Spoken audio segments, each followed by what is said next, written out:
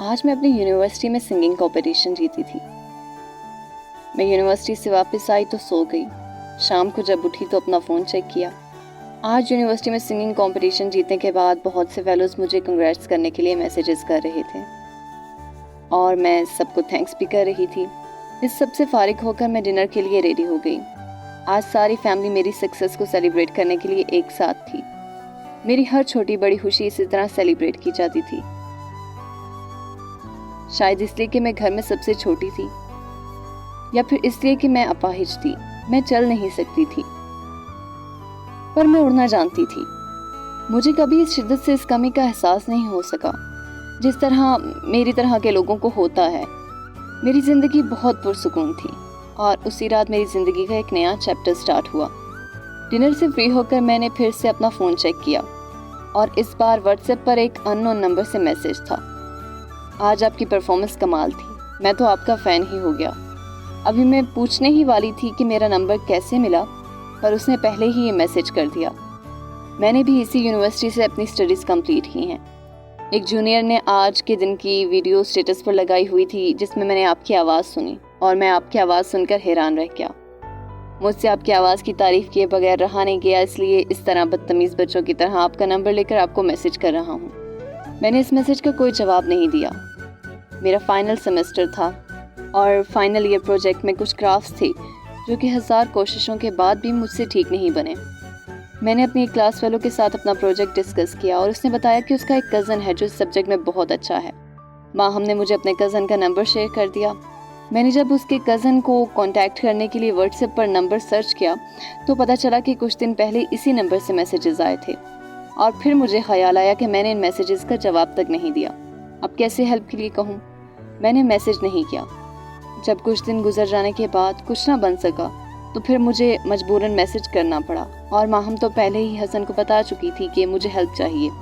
حسن نے مجھے project complete کرنے میں بہت ہیلپ کی، اس نے کافی ٹائم دیا۔ اس نے آلموسٹ 4 بار کال کر کے سمجھایا اور میں نے اسے تھینکس بھی کہا۔ پھر وہ کبھی کبھار حال پوچھنے کے لیے میسیج کر دیتا اور کبھی میں۔ ہم دونوں میں کافی اچھی دوستی ہو گئی، پر ایک دن باتوں باتوں میں اس نے مجھ سے کہا کہ مجھے دوست سے بڑھ کر سمجھتا ہے، مجھے as a life partner idealise کرتا ہے۔ میں اس کی بات پر حیران تھی، پر میں اسے دوست سمجھتی تھی۔ جب میں نے اسے بتایا کہ وہ میرے لیے ایک اچھا دوست رہے گا، بس اس مومنٹ کے بعد سب کچھ بدل گیا۔ وہ یہ جانتا تھا کہ میں کیا سوچتی ہوں اور میں یہ جانتی تھی کہ وہ کیا سوچتا ہے، پر ہماری بات چیت اسی طرح رہی جیسے پہلے تھی۔ اس بات کو کافی ٹائم گزر گیا۔ حسن کو کینیڈا سے جاب آفر ہوئی، اس نے مجھ سے بھی ڈسکس کیا۔ میں نے یہ سجیسٹ کیا کہ اس اپرچونٹی کو ہاتھ سے جانے نہ دے، اور حسن نے کینیڈا جانے کا ڈیسیژن لیا۔ وہ چلا گیا۔ کینیڈا جانے کے بعد اس سے بات چیت بہت کم ہو گئی، اور آہستہ آہستہ مجھے یہ احساس ہونے لگا کہ وہ کتنا ضروری ہے میرے لیے۔ پر اب تو وہ دور جا چکا تھا، اب میری بات سننے تک کا وقت نہیں تھا اس کے پاس۔ میرے نہ چاہتے ہوئے بھی اسے یہ احساس ہو گیا، وہ سمجھ گیا۔ اس نے پھر سے مجھ سے وہی بات کی۔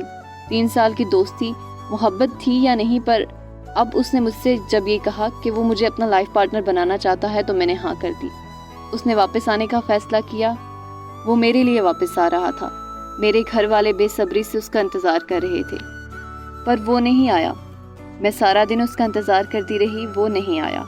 رات کو جب میں نے واٹس ایپ چیک کیا تو ماہم کا میسیج دیکھا جو اس نے دن کے وقت کیا تھا۔ میسیج میں لکھا تھا کہ اسے حسن اور میرے بارے میں پتہ چلا، تو اس نے حسن کو کنگریچولیٹ کرنے کے لیے میسیج کیا، پر حسن اس کے ساتھ پرینک کر رہا تھا کہ اسے یہ نہیں پتا کہ میں چل نہیں سکتی، اور اس نے مجھے بھی مبارکباد دینے کے لیے میسیج کیا ہے۔ یہ میسیج پڑھ کر میرے جسم سے جیسے جان نکل گئی ہو۔ کیا 3 سال میں ایک بار بھی ہم نے میری ڈسیبلٹی کے بارے میں بات نہیں کی؟ کیا میں نے کبھی اسے نہیں بتایا کہ میں چل نہیں سکتی؟ کیا اسے پہلے دن سے یہ معلوم نہیں تھا؟ میرا پورا جہان جیسے بکھر گیا ہو۔ ایسے لگ رہا تھا مجھے جیسے وہ چھوڑ گیا تھا۔ کیا میں اسے واقعی میں ادھوری لگی اور وہ بھاگ گیا؟ ابھی میں انہی حالات میں کھوئی ہوئی تھی کہ بھائی نے آ کر کہا کہ حسن کا ایکسیڈنٹ ہوا ہے، اس کی حالت بہت خراب ہے۔ بھائی مجھے ہسپتال لے گئے، اب اس کو ہوش بھی آ چکا تھا۔ اس نے مجھ سے کہا کہ پہلے میں اس سے دور بھاگ رہی تھی، اب اس کی باری ہے۔ اس نے جب مجھے ویل چیئر پر دیکھا تو اس کی آنکھوں میں کوئی حیرانی نظر نہیں آئی۔ مجھے ایسا محسوس ہوا جیسے وہ پہلے سے جانتا تھا۔ اس کی آنکھوں میں صرف محبت تھی۔ آج پہلی بار ہم آمنے سامنے تھے، اور آخری بار بھی، کیونکہ اس کو بے وفا سمجھ کے اس کی محبت پر شک کر کے میں ہمارا یہ رشتہ ختم کر چکی تھی۔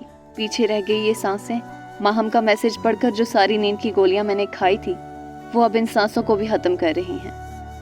اس کا جو ہاتھ میرے ہاتھ میں تھا وہ چھوٹ رہا تھا، کیونکہ اب مجھے نیند آ رہی تھی اور میں ہمیشہ کے لیے سونے جا رہی تھی۔